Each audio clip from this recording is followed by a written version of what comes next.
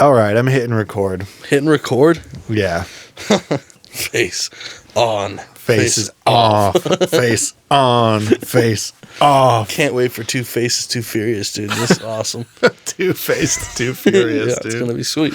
Yeah, it's going to be incredible. 30-year-old sequel coming soon to a theater near you. Dude, I was enthralled in the first scene with the mustache. Just hard mustache Like- immediately. Like the toughest, boldest, blackest mustache. So defined. It's a total cop stash, too. So clearly a prop. Yeah. Like Oh, so yeah. clearly a fake mustache Yeah. just glued to this man's face. First scene. Yeah. That's when he's like doing the bomb thing, right? He's doing the hit with the sniper rifle yeah, at this the is- carousel. 6 years previous, yeah. Yeah. Yeah, all right. If you can't tell yet, we are going to be talking about Face Off, Mm-hmm. starring Nicolas Cage and John Travolta. the legend, Oh, the the myth. myth, the Scientological beast. Since 1975, we Yeah. just found out. We looked it up because we were curious when Scientology started playing a role. It's from the very beginning. The whole time. Pre-Greece. They wrote Grease. Scientology funded Greece as a psyop. Truly. It's just Dianetics, just as a long form song version, you know? That's Yeah. great. Okay, this is Booty Whiskey. Booty Whiskey. My name is Patch William, aka 12 Clouds, rapper, producer extraordinaire with the show coming up. So we've been taking some time off, Yes. but we're back. Back in action. Austin Jenny here, co-partner. You're a person. I'm a person. What? I've been a person this whole time. And I have my own face. Your It's my- face is Yeah. still not off. No, not yet. Maybe after this fucking movie. Yeah. We'll see. Oh, jeez. For the season premiere of Booty Whiskey, we will swap faces. Yeah, it's Yeah. awesome. We almost have the same facial hair. It'll be a It'll be easy so change. easy. Yeah, easy. And then they'll just do like the hairline, the love handles, and it's it. Yeah, you know? done. Perfect.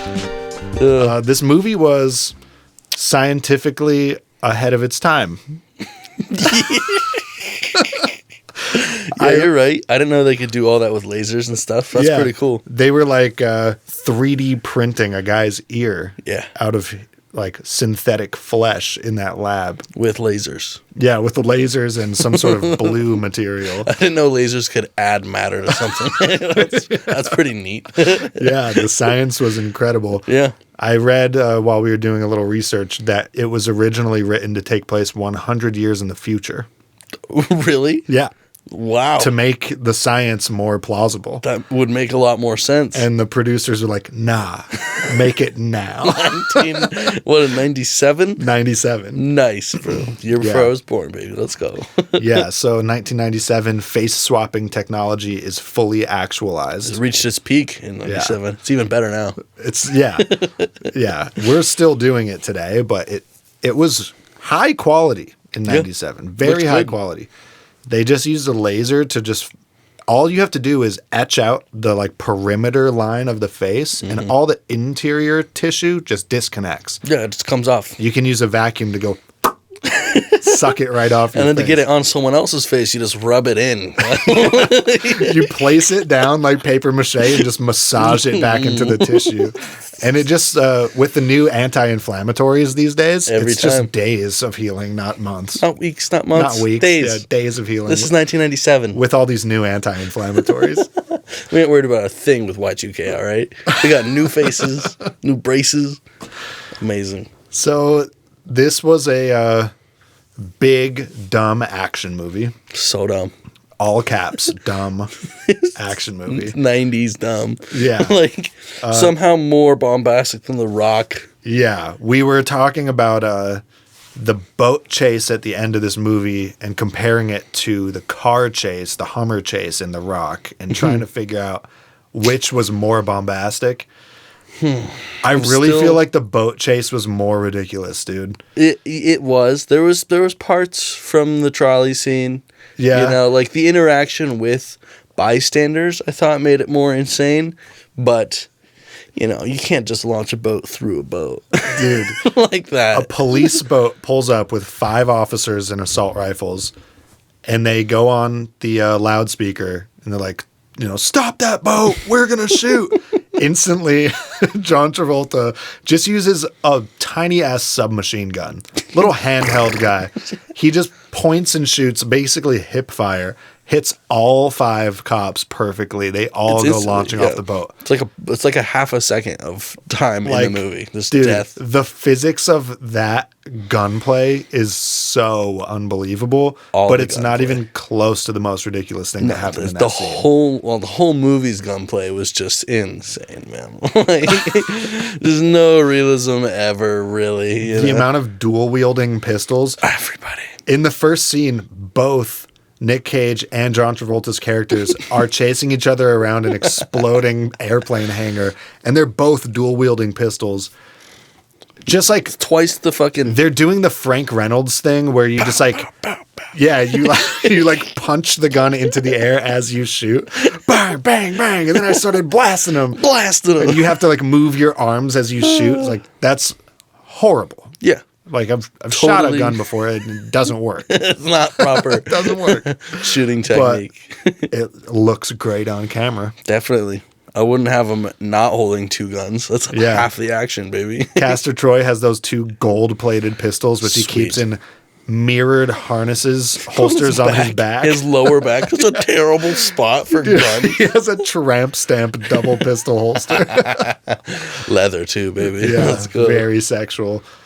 The other thing that happened in that boat chase, which I think does bring it to a higher level than the Rock's car chase, is that Nick Cage falls off the boat and grabs a chain and is dragging by the side of the boat via chain, one-handed for a while, which just like the physical brutality of that, the speed they're going so fast over choppy water, 50 miles an hour. Like how hard is tubing at a high speed? Water skiing's hard. Yeah.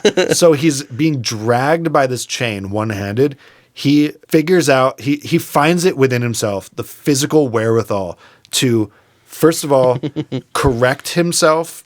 So he's like facing forward, pulls his feet up, plants them on the side of the boat. He walks on the side of the wall of the boat off the chain and then flips forward, lands his feet down on the water into a water skiing posture and successfully water skis in dress shoes. I'm flabbergasted. I loved it. From the side of the boat. While going 50 in water. Like, just watching that, my jaw was dropping further and further to the floor. Oh, yeah. I was flabbergasted. Yeah, that's a great word for it. Yeah. A lot of this movie. And they launched their speedboat through that cop boat, too, and it exploded as they launched through it. Yeah, cut a lot of air. It was outrageous. Man, we got to talk about that very first scene. I guess the very first scene past the 6 years of time. Right. After Travolta's son gets assassinated. The one on the runway with the plane. Nah. No? No, I'm talking about in the bomb place where he comes out. In the LA Convention Center with the Hallelujah scene? What? Okay. The fuck? Set the scene for us. Okay, he has just planted this, what is it, bio something bomb, it's like it's going to release some nerve gas. It's like going a to kill a bunch weapon. of people. Yeah. He just set up this bomb in the LA Convention Center. How is he dressed? He's dressed as a priest. He has the full, white little collar thing and gold fucking the rosary. Cross. Yeah, every aspect on the money. Looks good. He comes out, the choir's singing and he starts dancing immediately. Okay. The dance moves, the facial gestures, this is full Cage levels. Full Cage. Like 5 out of 5, maybe 6 out of 5 Iron Cage. Yeah. I'm in full agreement with that. This was up there. When he wasn't shooting, when he wasn't blasting, full Cage. Yeah, dude. The facial expressions alone, it was like very reminiscent of Vampire's Kiss with the eyebrows and shit. I wish we could show everybody our eyebrows. It was out of control.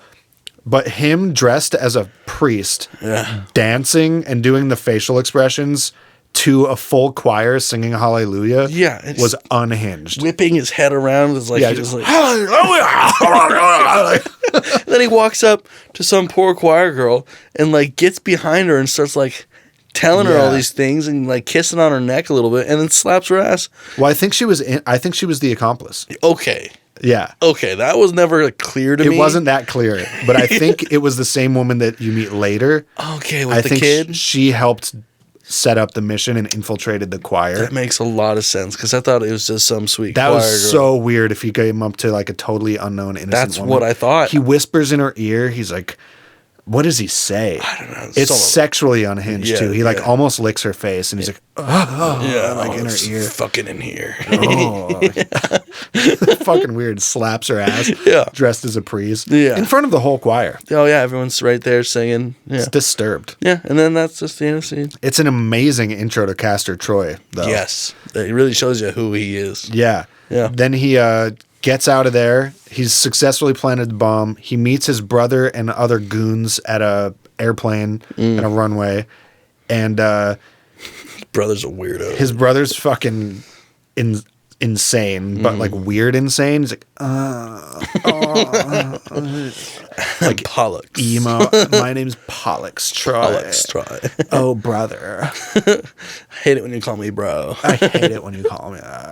And he's also supposed to be like this tech guy, you know. Yeah. He built the bomb. And Castor Troy ties his shoelaces because that's kind of big brother, caring big brother he is. He ties his shoelaces. Yeah. He feeds him all his I medication. remember he even says, "Yeah, if I didn't love you so much, I'd kill you."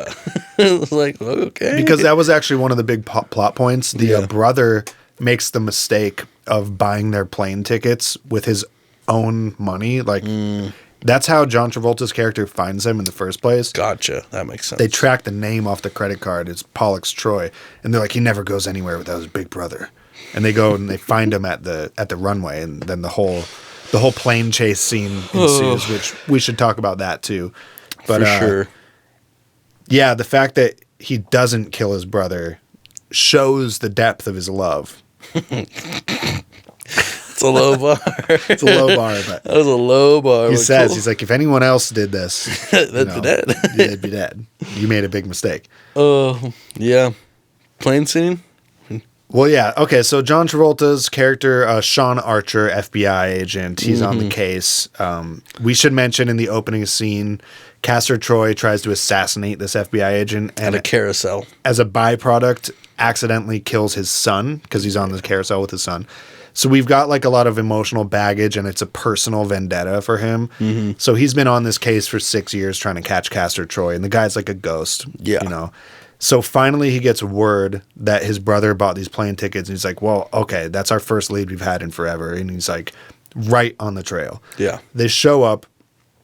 They find Castor Troy on the runway in a plane, and he's like going head to head in the movie's first face-off. There's so many There's so many face-offs in this movie. Jesus Christ. They go head to head. Travolta's driving a Hummer. Nick Cage has his gun to the head of a pilot, forcing him to drive a plane. Take off, bastard. They're driving right at each other. And John Travolta has the ability to see from a distance into the plane's cockpit through that little window that like exactly which agent is in there. He's like, he's got Winters. Winters. Winters is in there. He's got Winters. He's like, Bill.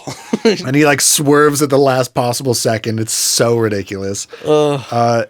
And you think, okay, well, the Hummer's out of the way. The plane's going to take off. Yeah. But this plane scene just lasts for fucking ever. It's like a 10-minute runway. The timing and physics of this scene make no sense. The plane is just taking off forever. Yeah. It gives Travolta's character enough time to exit the Hummer, Yeah. go get a helicopter. Well, there was a helicopter flying. It seemed like he just kind of like swooped him up. It touches down, he gets in it, and then he gets back up. All of a sudden, Travolta is chasing the plane on the runway in a helicopter. Right as the plane is about to take off, wheels are coming up off the tarmac. The helicopter touches down on top of the plane, setting the plane back down. Yeah. Well, he broke one of the wings, like fender, or I don't even know what it's called. Yeah, they clip an engine too, and then like the engine explodes. He's like, we've got to pull over. And Nick Cage rams the whole plane into a hangar, and the whole thing fucking explodes. Yeah. Out of control, dude. I don't know. John Woo, the director, John Woo, was off his fucking meds, dude. He's probably, just really, or, on his meds. His self-prescribed meds. Full bore. Yeah.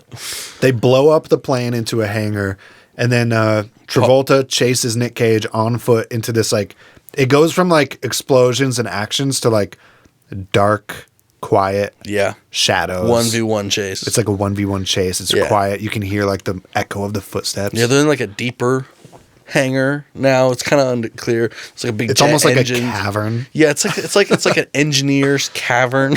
You know what I mean? They're working on jet engines and stuff down there. It's like a technical fortress. Well, yeah, no, one of the jet engines gets flicked on, and there's this big fight between the two of them. And it freaking... Yeah. Castor Troy pulls a knife on him in a one-on-one combat, and Sean Archer is able to, like, kick the knife out of his hand and then do a spinning chest-high long kick. Like, kicks Castor Troy into the radius of a turned-on engine turbine. Yeah. Which blasts him into a grate, knocking him unconscious, and they capture him. Yeah. And so finally, after 6 years... the suspect is apprehended. He got him. Movie over. Yeah, I know. Roll the credits. It turns out the brother won't talk to anyone but his brother, Castor Troy. And there is still a bomb. And it's armed at the LA Convention Center. For 260 hours. For some reason, they decided to arm it for like 7 days in the future. Apparently, that's when there was 3 senators that were supposed to be there. Oh, it was a political hit. It was a political assassination. So we have a window of time, basically, where Travolta has to get the information about the bomb from the brother. And the only way the FBI thinks they can do that is if he goes in as Castor Troy. Surgically. Cue the science mumbo jumbo explanation. The certified secret doctor coming in. He's like, no one knows how to do this but me. Secret operations. I've got a tech lab.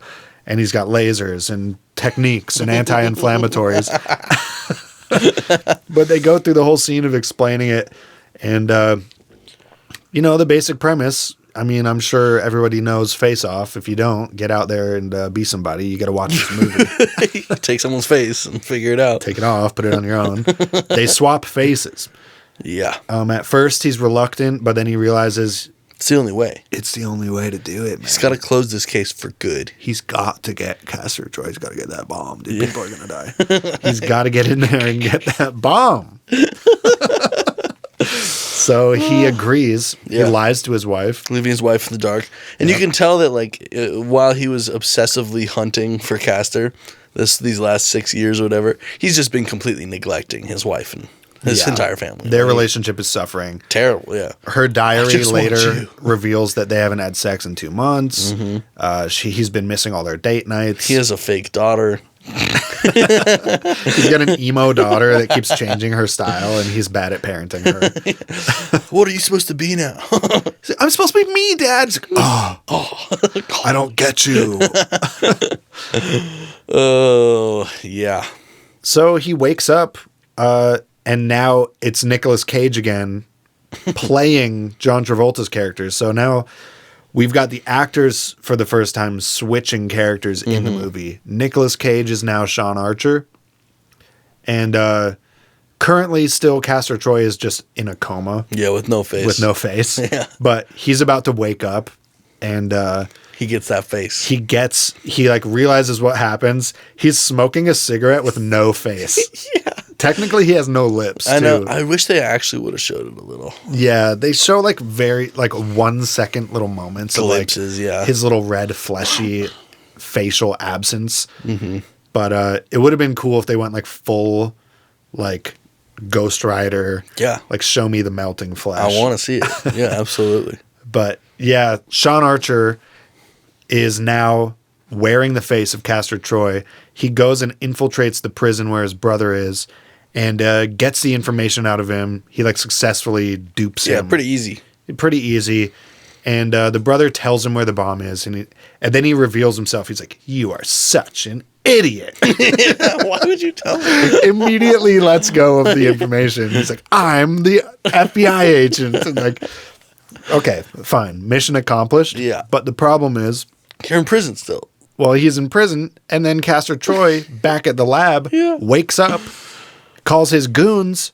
The goons kidnap the doctor, bring him in, put John Travolta's face back on his body, and then he burns the lab down and kills all the FBI agents who knew about the secret mission. Yeah, that's troublesome. That's a problem. Yeah. Right there. So we've got a classic situation. Swapped identities. This guy's got my face. No one's going to believe me. Yeah. I'm in prison as a terrorist. Yeah. And the terrorist is out as me, and the only people that knew about it are dead. Yeah. That is no good. It's no good. That's not good at all. Yeah. No, I feel for him. There was a moment during the prison escape sequence that I wanted to talk about. Oh, okay. So the way that he decides he needs to escape prison is by beating up a bunch of guards, causing such a scene that they decide to execute him. Electric chair. Mm-hmm. And when they pull him in, they're already electrocuting this other big Russian dude named Dubov. Dubov. I like And him. Dubov and Castor Troy have a checkered past. Yeah. But they know each other. Yeah. To some Castor degree. Troy had a sex sandwich with Dubov's wife and sister. Dude, imagine cheating on your husband with your sister-in-law. With Castor Troy, though. His wife is fucked in the head. For sure. So Dubov like sort of holds a grudge against Castor Troy. But the point is, when he is brought into the execution chamber, the electrical chair area, Dubov is getting electrocuted to death. Mm-hmm. They put it on his head. They shock the shit out of him. He doesn't die. They just like slump his body onto the ground. He looks incapacitated, though. Yeah. I mean, he just took allegedly like a lethal dose of electricity to the face. And then the whole plan was to get in there and then utilize Dubov and then fight the guards.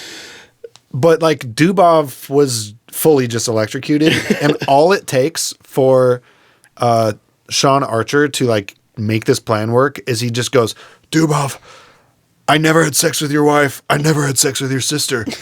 Your wife loves you very much and she's waiting for you. Let's get out of here." Dubov rises. Dude, he just pops right up. Yeah. The inspirational quality of that speech was like bardic. Bardic. just a +4 inspiration on your rolls, dude. He Plus nailed 1d4. Yeah. He just said that to Dubov, and it completely was able to like undo the effects of the electrocution. Yeah. He just popped up and started fighting guards. Yeah. It was badass. Totally badass and completely realistic. Yeah, and I didn't have any questions about that scene. Not at all. No, I was here for it. The two of them successfully kill every single guard. Pretty much. Or like incapacitate every guard. Such an ass fucking the whole prison setup. I hate that we got magnetic boots. What are you talking about? So stupid. That's one of those 90s action movie things that's so needlessly futuristic. Yeah. Where like sure. in the 90s, like all the technology is like big and stupid. It's all bulky and heavy. It looks terrible. Yeah, dude. It's like metal boots with like a magnetic floor, and they're like big red blinking This lights is how on we them. know where they are. This is futuristic because it's metal and huge. It's so fucking stupid. Oh, yes. Pre-iPhone world. What a joke. But yeah, that prison was pretty dumb. Yeah. And very easy to escape with only two people with no weapons. They disarmed those guards instantaneously. Yeah. The electrical chair is very ineffective. I mean, we could really talk about the realism in the whole movie at this point, you know?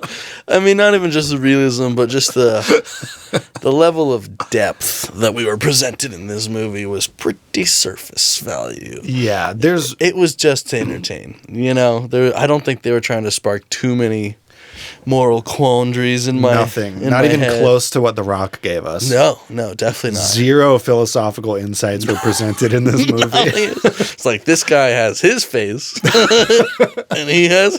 How's he gonna get it back? What are we gonna do this time? The amount of times characters looked at each other and said a sentence that included the word face in it was like so stupid. Like the 8-person standoff face off In the cathedral where they're all pointing guns at each other, and the camera keeps interjecting shots of the crucifixion. Oh God! And then the doves flying around in the background. So fucking cheesy. They're all pointing guns and the slow shots of eyes to eyes to eyes. Looking at eyes. I'll take your face off.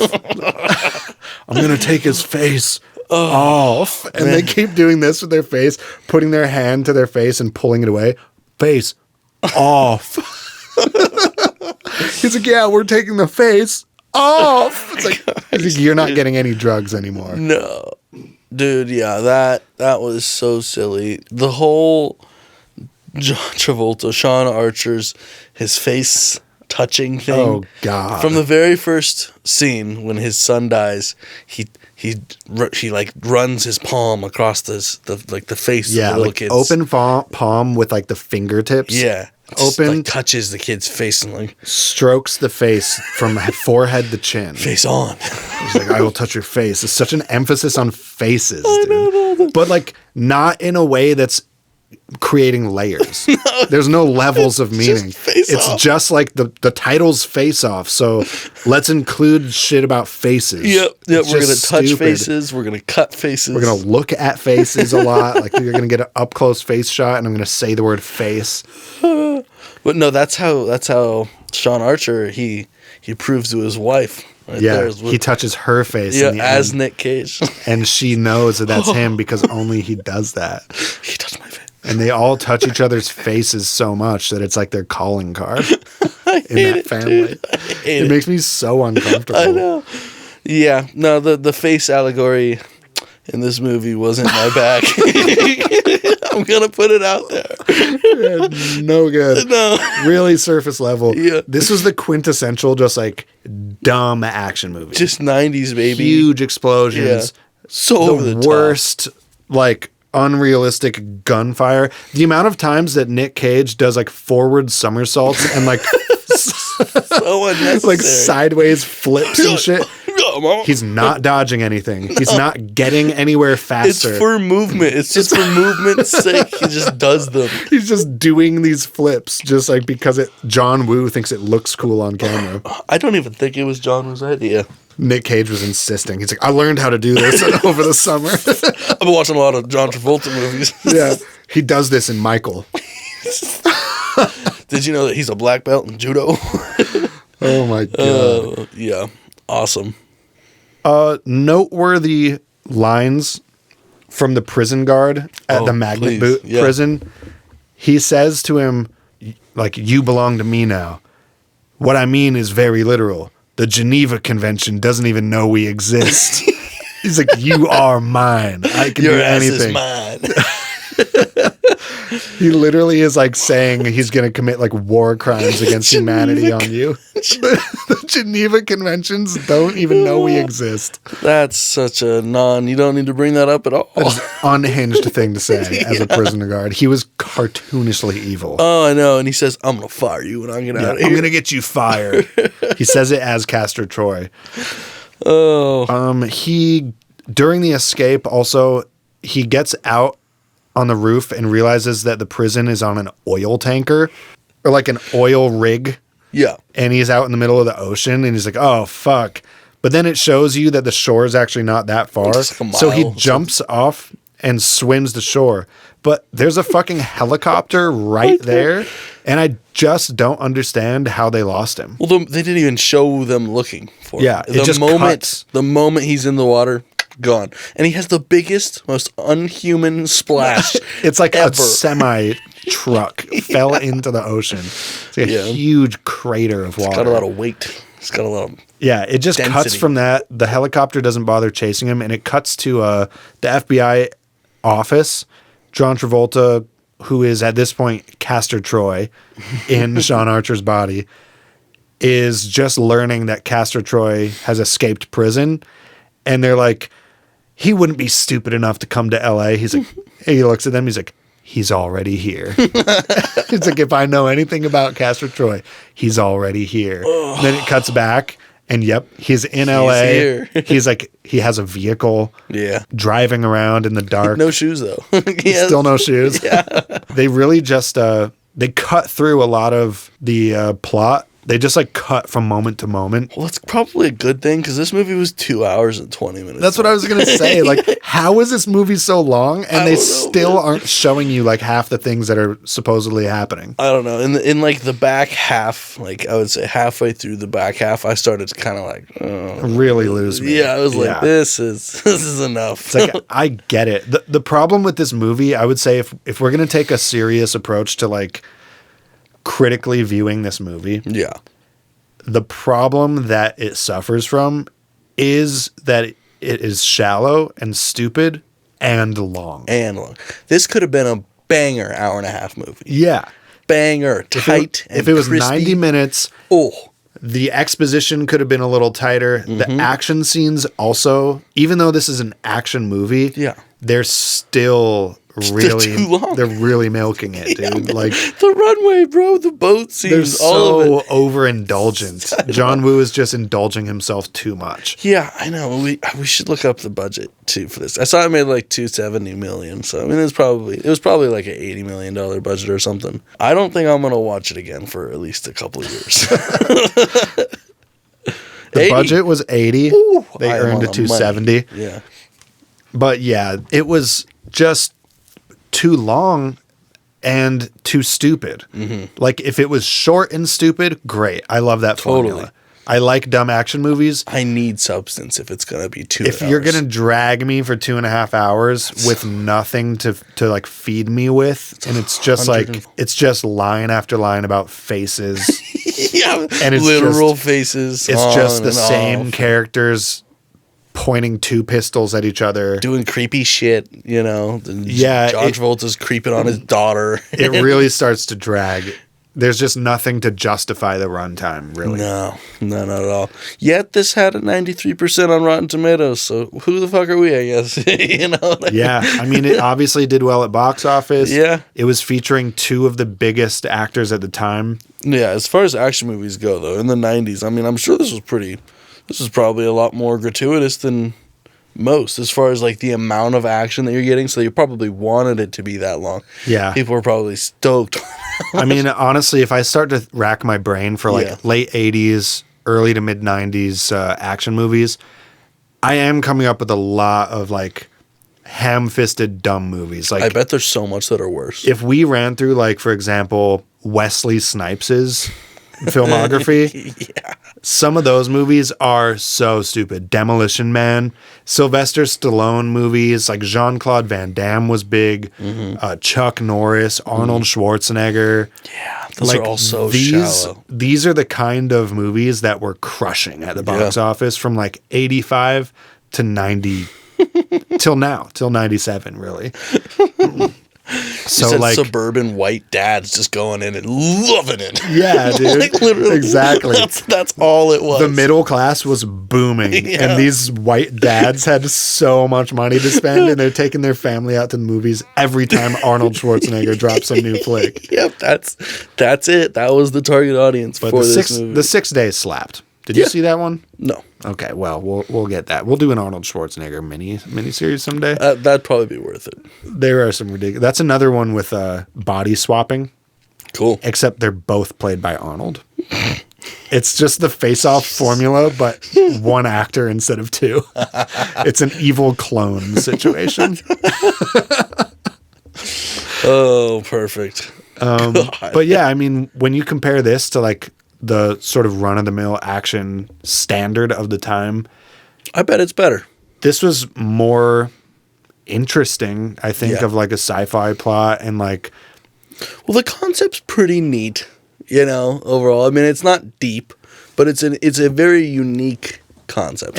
What I will say, too, is that from the perspective of like acting as a craft, it is kind of cool in that it allows two actors to play two characters both as each other from each other's perspectives. Both so get like to be a protagonist and antagonist. That's super sweet. They both get to play both characters and they get to mirror each other's body movements and facial stuff. So like from a film nerd perspective, or like if you're an actor, for example, I could see this movie actually being quite cool. Yeah. From like a craft study perspective. Yeah, if you were looking at it for just an acting view, like an acting lens, I bet it's much more interesting to watch. Because watching it as just an action movie, especially, I've seen John Wick now, you know, at least there's just so much more, you know, that it could be. But it's pretty dumb. Yeah. Well, we're late. We're late to the game too, you know.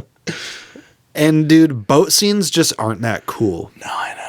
It's so overrated. I remember reading on the internet, some guy with way too much time on his hand did a statistical analysis of the critical ratings of all action movies from within like a certain time range that included jet ski chases versus all action movies that did not include jet ski chases. And audiences favor like water chases by a large margin. Like I can see that. Anything with like watercraft is just like not fun to watch because like there's no landmarks really. Like it's hard to show speed and scale, and it's like actually kind of slow moving. Like cars move faster than boats. Yeah, motorcycles you don't see are the cooler. consistent destruction that happens because of it. You know, you're in the ocean. You're in open space. So like a jet ski in water is just like it's amorphous. It's like hard to pin down what it's next to and where it's going and coming from, and like it's confusing to the eye. Yeah, not great for interesting shots either, really, you know. The boat scene was it was bombastic, don't get me wrong. Sure. But yeah, it's not as cool as a car chase. No, the rock scene, the trolley scene in The Rock was way cooler that way. For sure. You got the sweet characters, yelling silly things, all of it. Boats just feel less dangerous. Also because if you fall off, you're just in the water. Yeah. It's like the stakes are lower. Well, sharks. all those sharks in the LA. Dude, yeah, I'm not fucking with that the concrete district sharks. Those sharks are running off of some crazy shit, dude. Industrial shark loads. Oh, Christ. Okay, what else about Face Off? This movie doesn't give you a whole lot to talk about, but they tried to do some sort of like thematic final scene with like the mirrors room. Yeah, kind of. So stupid. They tried. They tried to do that. They're having another one of their little face-offs. It's like the fourth one in the movie so far. Face Off 6 out of 12, actually. Where the two main characters are like one-on-oneing each other. And they're in this like swanky loft apartment. And one of these rooms inexplicably has like 12 mirrors. They keep seeing each other pointing into the center of the room, and they're moving through it, and they keep seeing their own reflections, and they getting confused because they keep losing track of like, am I me, or is that me, or are you me? I like, can't shoot myself. Wait, whose face was that? Like, oh man, it's so just the opposite of anything substantial, unfortunately. During the beginning of that scene, in the loft apartment that I was just talking about, the LAPD finds out he's there and they go to hunt him down. He's sitting in a bedroom with a woman and her child, 5-year-old boy. And the LAPD just launches a grenade. They launch a grenade into this child's bedroom, dude. And they know the kid's up there, too. They see him. They scope him out first with like a sniper scope. And then they just fucking lob a grenade. Collateral, baby. Who cares? Yeah. Then they start swinging in the windows. LAPD is reckless in this movie. It's pretty accurate. They were going to kill that boy. Yeah. To get to Castor Troy. Totally. And the grenade launcher makes another appearance later on. After the mirrors scene, all of a sudden, one officer who's been like hanging back the whole time has his grenade launcher. He just rounds the corner and launches a grenade into the room. With incendiary rounds, too. Those huge fireworks. Explosions, John Woo likes his fireworks. He does. Every time a bullet hits a wall, a firework shoots up. Sparklers everywhere. God. It was kind of a draining movie to watch. Yeah, like the action scenes, like Just took it out of me, man. They wear on you. Which is not the goal. They're too long. Yeah. They're exhausting. Still just shooting at each other with no plot progress. Just fighting it out. Still two guys wearing each other's faces, pointing two pistols at each other, doing insane shit. Could have been a 15-minute short story. Yeah, for real. There was a pretty funny moment where John Travolta, as Castor Troy, you know, he has the role of the FBI director. And the one man who's still at the FBI, who's like above him, the senior director or whatever, is chewing him out for his tactics. And he's like, I'm pulling you off the case. He's the last thing that stands between Castor Troy and ultimate power and control over the FBI. And he starts to sort of like have chest pain in this scene. And Castor picks up on this. He notices his heart's sort of giving out. And he decides to karate chop the back of his neck. Yeah. And then spin him around and like open palm punch the front of his heart, triggering the heart attack. And I just thought it was so funny that like Karate Troy has the ability to do this. He knows how to like produce heart attacks. He knows how to like medically induce a heart attack with an open palm flying fist. Like the Kill Bill, like 5-finger punch. Oh yeah. He does that right to his heart, explodes his heart. And he's dead. Yeah. And now he's the man now. He knows how to karate chop the back of your neck without leaving bruising for the coroner to detect as well. Obviously. Expert. He's badass. He's a fucking badass. He's wearing someone else's fucking face. With that comes a whole new skill set. Yeah. Holy shit. Yeah. This is such a dumb movie. I'm going to give it 5 out of 5 cages, as we discussed. Yeah. I'm going to give it like 1 out of 5 Oscars in terms of quality of film. Yeah. I mean, it's putting me right back in the same position of fucking Ghost Rider. Yeah. I feel the same way, but perhaps dumber. Yeah. Which is crazy. It is dumber than Ghost Rider. It is indeed.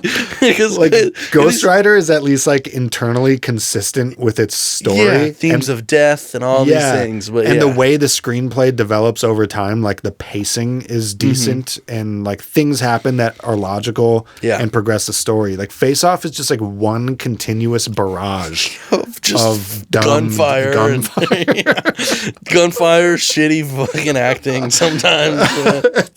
Yeah. It's honestly not a very well acted movie for the most part either from Travolta, especially Travolta. Like a lot of his dialogue delivery is like really not good. Yeah. I like it when he's trying to, I like it the most when he's trying to be the most Nick Cagey. Yeah. When he's being over the top. Yeah. It's pretty good. It's kind of fun. He's hitting the Cage level. Yeah. And it's debatable whether that's good. No, but he's doing it well. Yeah, all right. Yeah, you're right. You know, he's pulling it off. He achieved what he was trying to do. Dude, the amount of caginess really blew me away. When I watched this in middle school, right over my head. I wasn't picking up on that shit. None. I thought this was just like a cool action movie when I was in middle school. Yeah. But watching it as an adult, after watching like Vampires Kiss and shit, dude. Especially the first half, really. The eyebrows, the facial gestures, like that is ridiculous what Nick Cage was doing in this movie. Yeah. Yeah, when Nick Cage was playing himself, playing Castor Troy, it was pretty out of hand, which is good. I want so funny. Yeah. Castor Troy was a pretty fun character to watch. Yeah, and then John Travolta just kind of saddened him up. Yeah, he saddened him up. He had to sort of hide a little bit because like the constraints of the plot force him to try to play it a little more professional and stuff, but he's still weird like with his wife. He comes back and he's all like he like gropes his daughter. I was going to write that. The creepy daughter shit. Yeah. He's got like a hot 17-year-old daughter who's like almost an adult, but she's still a kid, but she's like sexy. And like he's like asks him earlier in the movie if his daughter is ripe yet. Yeah. Oh, dude. He's like taunting him. Is she ripening up? Is she ripe yet? Like implying he's going to rape his daughter, you know? For sure. And then when he gets his face and he goes into his house, he goes into his room, into her room. She tries to close the door and he blocks it with his foot. He's like, I'm coming in here. I know. I had a little dread in my arms or in my gut before when he started that. I couldn't remember me neither. what was about to happen. And I was like, is he going to sexually assault his, ostensibly, like, his own daughter in this scene? He doesn't, but he does. A little, but not much. He gets uncomfortably close to her. He, like, sort of pushes up on her. Yeah. But then... reaching for cigarettes. He's just reaching for something on the armoire. And it's cigarettes. And she's like, you don't smoke. And he, like, lights it up. He's like, there's going to be a lot of changes around here. I'm the cool dad now. And he gives her a cigarette. Oh, dude. This movie doesn't give you a lot to talk about. There's no, like... meaning or like themes to discuss. Nah. It's really just like, did you have fun watching it? If so, how much fun? Those are like the only questions. I would say I had a 6 out of 10. Like 6 out of 10 fun. I had some moments where I was like really being entertained. Yeah. I was laughing out loud. Like setup. The whole setup for it. But once like they got going into the actual plot, you know, it loses steam. It's just like, okay, guys, he's on the run and he's fighting and he's on the run again and he's chasing and it's like, okay. I'd say it's a generous 6 out of 10. Maybe it's like a 5 out of 10. Yeah, almost indifferent. Yeah. I could have gone without watching it. Like, it wasn't offensively bad. No. It's not as bad as Vampire's Kiss. Not even close. And in some ways, Ghost Rider was worse from like the action in Ghost Rider was horrible. Terrible. And CGI and a bunch of stuff. Yeah. But like, it was more entertaining. I don't know. Yeah, like the pacing was better. The story somehow like when the Ghost Rider story is better, you've got problems with your script. Seriously, no matter how quirky your concept is, you know, you can't write an entire 2-hour 20 movie off of one quirky concept, right? You know, and that's only what they did. But yeah, I'd say 5 or 6 out of 10. Kind of indifferent towards it. It was fun, but it was too long. Yeah, and I did get bored. You should get pretty high before you watch this movie, I think. Yeah, and you should probably like get the movie file, bring it into Adobe Premiere, manually cut like an hour and 20 minutes out of it, and then watch that because you're gonna have the story won't change. Yeah, the story won't change. Just cut like the whole middle out. Yeah, and just go from like when he gets back to LA. Yeah, just go to the apartment gunfight, then straight to the boat chase. Perfect. Yeah, and then it's over. Yeah. Yeah, if you would have cut literally that middle 45 out, right, we're in the money zone right there. Yeah, it's just so much back and forth. Like, now I've got the upper hand. Yeah. Now you've got the upper hand. Just truly pointless nonsense, to be honest. It's like they're just playing tennis with the plot. Yeah, which is not great for my attention span these days. You know? No. I want to watch a story unfold, not just two characters play ping pong with them. You know, speaking of some good stories that we saw recently. Yes. Last week we had a week off to ourselves. We're both feeling tired and sick and tired. And we abstained from doing our Cage podcast, but we still had a movie night because we are film nerds at heart. We watched a double feature. We each selected one dystopian sci-fi movie. Mm-hmm. Which one did you choose? Ex Machina by Alex Garland. Fantastic. Whew. So good, dude. I'm just such a slut for that movie. Yeah. Now, talk about a movie that does give you a lot to chew on. Oh, my God, dude. We could have a separate hour-long podcast about just that movie and your movie. My movie was Children of Men. I don't remember the director. Someone great. It was someone who did a couple other really notable things. Yeah, we did look him up, and he's got a pretty good track record. Yeah. Starring Clive Owen. Mm-hmm.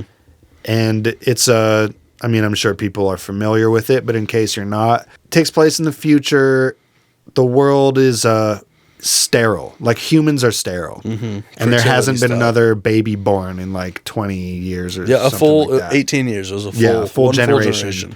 Which is insane, man. So they've got like a running counter of like who's the youngest person. And that person's an automatic celebrity too, which is so weird. Ugh. And people are just getting older, and there's really no hope. Mm-hmm. And society is basically collapsing. They're in a fascist British state. Yeah, like refugees are forcibly removed and like kept out with giant iron gates, and they live in a full totalitarian society. How it's gonna get here, kids, if you don't vote right? Yeah. When I see the things they say on the news about the border, like, dude, I don't want to live in this world anymore. Dude, I know, man. I would say let's bring them in and be nice to them because there's plenty of space and resources to go around. Is this not literally America? Like, Right. what was our entire country built on for every time up until the last, 40 years? But then we yeah. just stopped. Ugh. I think Ex Machina was very cool on two levels. Well, on more than that, but two notable levels. Mm-hmm. One is like the intrigue in sort of within the plot of the movie, where like as a viewer, you're trying to figure out what's going on. Yeah, and we should say this was your first watching. It was probably my fifth or sixth. I thought it was my first. I realized Okay. halfway through it, I actually had seen that before and forgot the gotcha. title. Yeah. But it had been a while. I think I saw it when it first came out. For sure. And so it was still hitting me pretty fresh. Definitely. But like you have this maybe sentient AI Yeah. android robot woman. Yeah. Right. And the question is she sentient or is she like fully conscious? Yeah, they're doing like a more updated version of a Turing test, essentially. Yeah. And so they bring in this very gifted programmer guy who's Mm-hmm. knowledgeable about AI, but more importantly, he was selected because he's like single and has certain personality traits that Mm-hmm. this AI is designed to be able to manipulate. Yeah. And she is also physically built to resemble like an attractive woman. Yeah, well, and Right. they even go into the depth of, whether or not her face is built off of his pornography profile. which Yeah, is he like, asks the guy, Jesus. he's like, did you make her based off my porn history?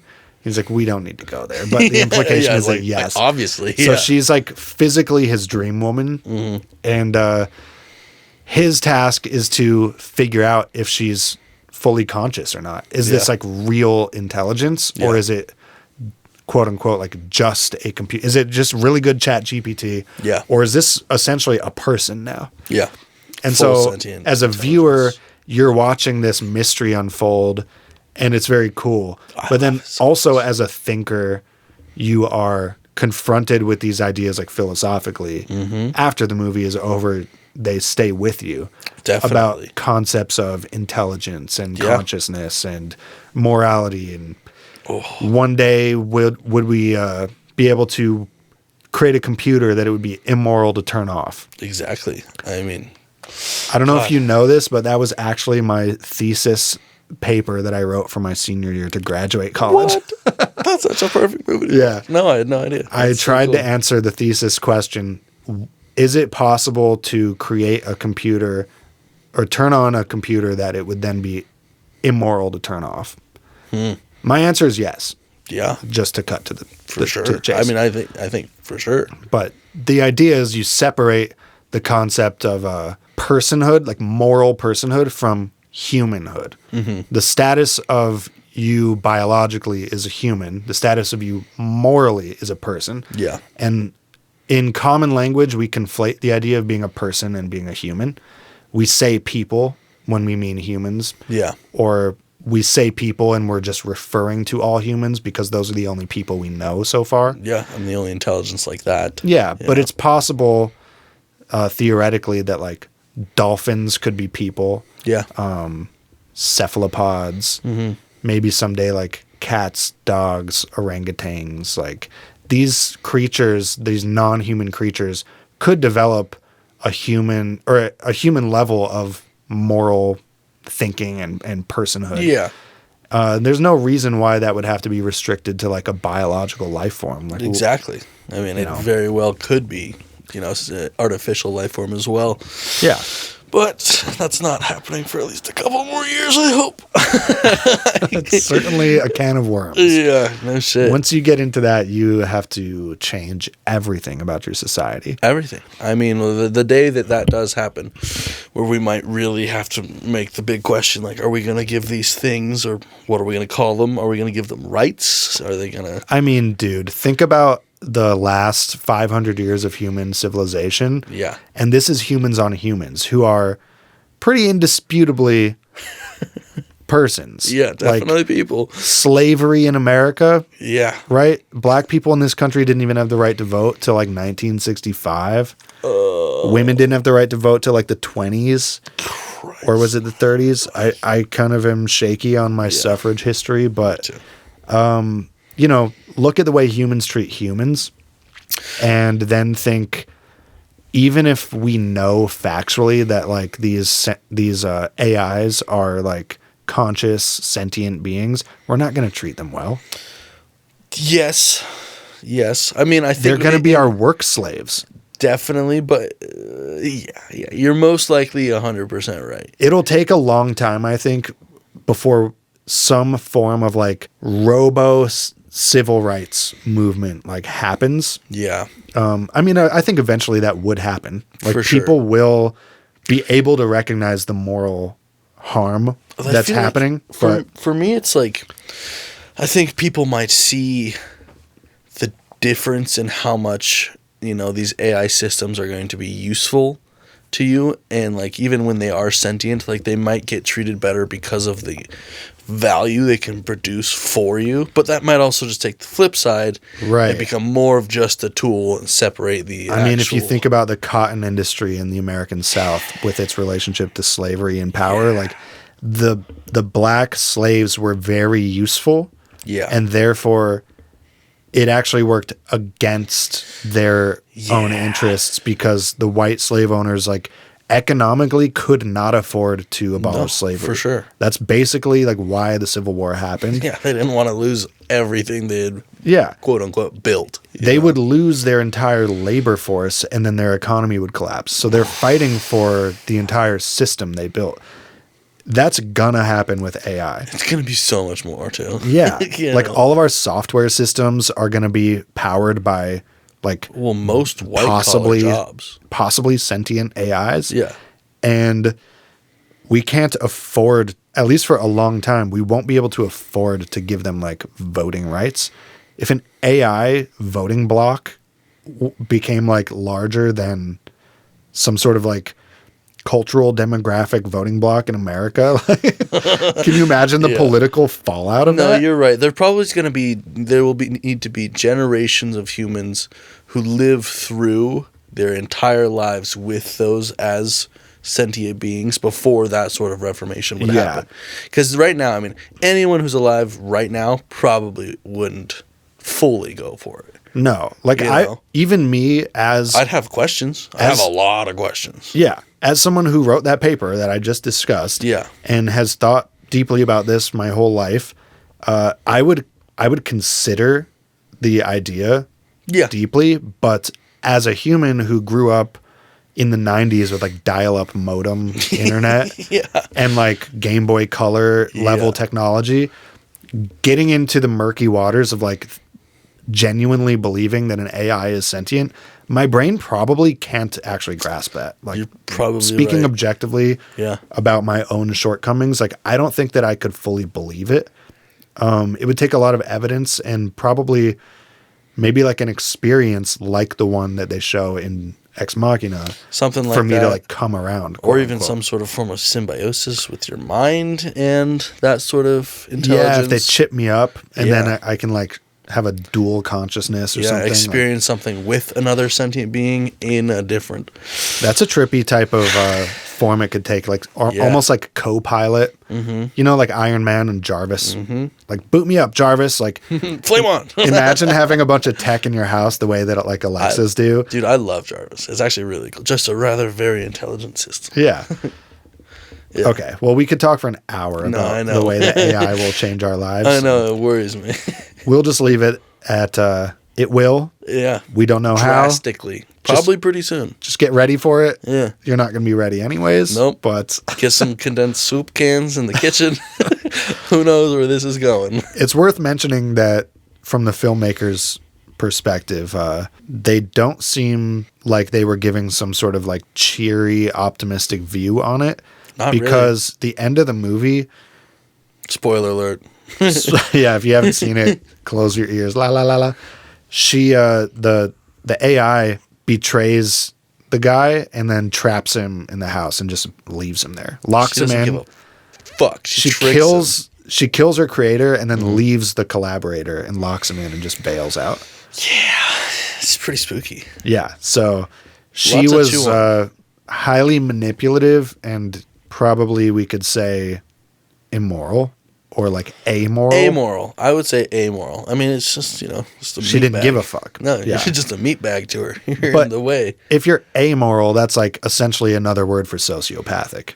In human terms, like that's what a sociopath is. Yeah. Someone who has no moral compass, does not operate in the same way that a normal human would. Well, that's why it's So- hopefully important that we program a moral compass of a good-natured sort into Yeah, these but things. who's going to program it, man? I'm hoping the it's my neo-Nazis? I'm hoping it's my boy Lex Friedman, dude.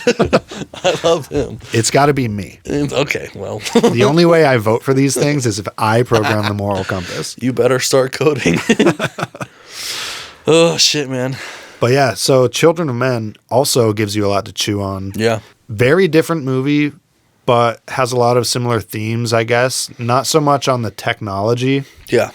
but Cultural. still with like cultural collapse and like environmental decay and refugees, environmental refugees. Like they're all coming from places. And the filmmaker doesn't really like give you a lot of the why or the No. backstory. Yeah. They leave that up to you, which I kind of like because Well, it all makes sense, still. Like, I can just perfectly see how things would fall into that line. yeah. Well, and the truth is the filmmaker isn't he can't tell the future. Yeah. He's not a psychic. So he doesn't actually know in real life what would lead to these things, but he knows there's a path there. So by leaving it ambiguous, it lets like us as a viewer like fill in Yeah. the real facts of like, oh, well, Trump did this and then Biden did this and then the border exploded and People lost these rights in this way. Yeah. Yeah. in the movie they say that the entire world collapsed and only Britain soldiers on. Yeah. They're an island nation keeping out all the refugees, Yeah, dude. which is obviously propaganda, but For sure. you can see that type of stuff in America too. Definitely. No, yeah, that movie gave me more to think about in a negative sense about where our future could be happening with this country and, the world abroad. Yeah, it's more political Yeah, for and sure. less philosophical. I mean, not that politics isn't inherently, it's essentially applied philosophy, but Yeah. like it's political and practical rather than like strictly where Ex Machina is a little bit more idealistic and like philosophical and Yeah, technologically idealistic. yeah, where Children of Men is like more boots on the ground, like this could happen, like Yeah. guns in the streets, refugees in cages. Yeah. Total discaring for your entire population. Like, Yeah, but it's what crazy. happens in the movie is a baby is born, and it's discovered by this like essentially a terrorist organization. But I guess one person's terrorist is another man's freedom fighter. That's one of the Exactly. ideas, and like they're fighting for the freedom of refugees. So they're doing like smuggling operations and getting people fake passports and visas and getting them in the country. Mm-hmm. And they discover this girl is pregnant, and then she gives birth like in a farmhouse. And our protagonist Dirty sort ass of floor. yeah, our protagonist sort of gets swept up in this adventure by accident almost. Like Yeah. he's not supposed to be this involved. He was just supposed to get him a passport and get him on their way. He has to take her to the border, though. That's his whole Yeah. mission. But there's a betrayal, and then there's like a really cool scene from a cinematography perspective that I really like watching. That first one in the car where they're like passing the ping pong ball back and forth, and the camera is in the center of the car. Oh, yeah. And there's like 5 characters, 3 in the back seat, 2 in the front, and the camera keeps moving between them, and it's all one shot, unedited, uninterrupted. And then out in the distance, 2 motorcyclists show up. There's like a flaming car. These people have set a trap for them, and then they like shoot the driver, and all of this is one take. Yeah. And the camera's going in and out of the car through the broken windshield, Really dope showing you film work. things and like, yeah, just like the logistics of setting a shot up like that are Oh so hard. God, dude, I could not imagine. That is the type of filmmaking that Face Off never, just never even thought about. Like John Woo doesn't have that in him, dude. He makes a very specific type of movie. Yeah, so pretty cool dystopian story. Yeah. Fun character played by Michael Caine, who's Yeah. like the old friend, I guess, who Old hippie friend. who lived in Britain before it turned fascist, and he grows his own pot, even though it's illegal, and that's awesome. Used to be a doctor or something. And one of the little it's not an Easter egg, but it's sort of like a small, noticeable, I guess, like fact in the movie. Tidbit. He's listening to dubstep. Oh yeah, just like pretty intense electronic music. And it's cool because it actually makes sense with the timeline, because I think the movie is taking place in the 2030s. Yeah. And he's like in his 60s. And it's just cool that they had the thoughtfulness to include like historically accurate, like what would he have been listening to in his college years? Yeah. It would have been dubstep. Yeah, definitely. And so he's like this 60-year-old man in the 2030s listening to this banging dubstep, super casual, smoking weed. It's just very funny. And it's just like details like that I think qualify like really good screenplay writing. Those are both just such better movies than what we experienced tonight. Just reminiscing. I'm like, oh, I wish we would have watched one of those again. Interestingly and borderline spooky. Yeah. We looked up after we watched both our movies. What was the Rotten Tomatoes score? It was stressful. 92%. 92. Both movies. We picked these separately, and neither of us, well, we thought, had seen either of the movies that we were showing. We did not talk to each other necessarily about what we were picking. No. We didn't collaborate on this. Yeah. Both our movies, 92% on Rotten Tomatoes, but what's even crazier, what was the runtime? An hour and 49 minutes, exactly. For both movies. Both exact same runtime, exact same score, and both in the same genre. Yeah. At least broadly speaking, like dystopian sci-fi, which is what we were going for. Beats me, man. We're just in sync. We That's made a crazy, lasagna dude. that night. It was fucking huge and dirty. Dude. And our periods delicious. are syncing up on that shit. I know. That's crazy. It's this weekly hangout shit. How did we do that? Oh, I have no idea. Anyways, next week we're doing Adaptation. Another movie I haven't seen, so I'm excited for that. Awesome. It's one of my favorite Nick Cage movies. It's we're going back squarely into the good movie category for this one. Yes. Yeah. Something to talk about. It's got depth, it's got ideas, it's got good acting from Nick Cage and everyone else. Cool screenplay, interesting plot. It's got it all. Can't wait, man. Yeah. Right I on. love that movie. Fucking here for it. All right, y'all. Yeah. Thank you for listening. Booty Whiskey. What is this, episode 7? We're 7. We're in the bag. Yeah. 7 episodes. We got 8 coming up next week. Yeah. Adaptation on the way, baby. Give me that booty. Give me that booty. Give me that booty. Give me a sip of what's in that booty. All right. Good night, you guys.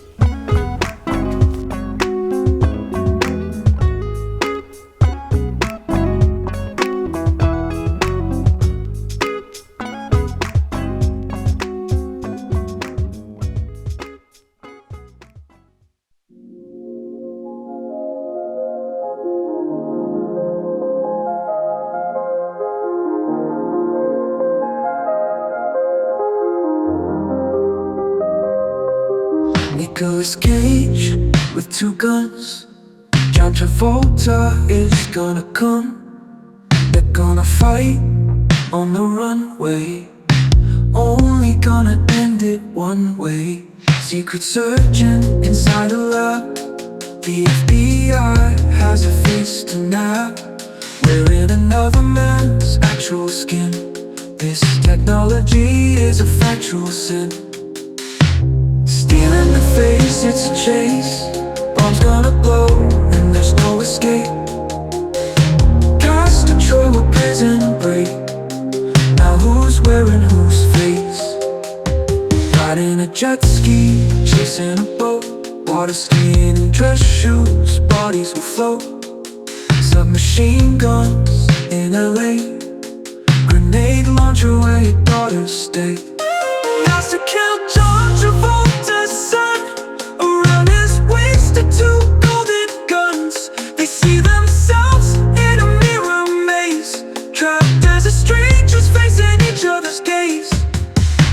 Steel in the face, it's a chase. Bomb's gonna blow and there's no escape. Cast a Troy will prison break. Now who's wearing who?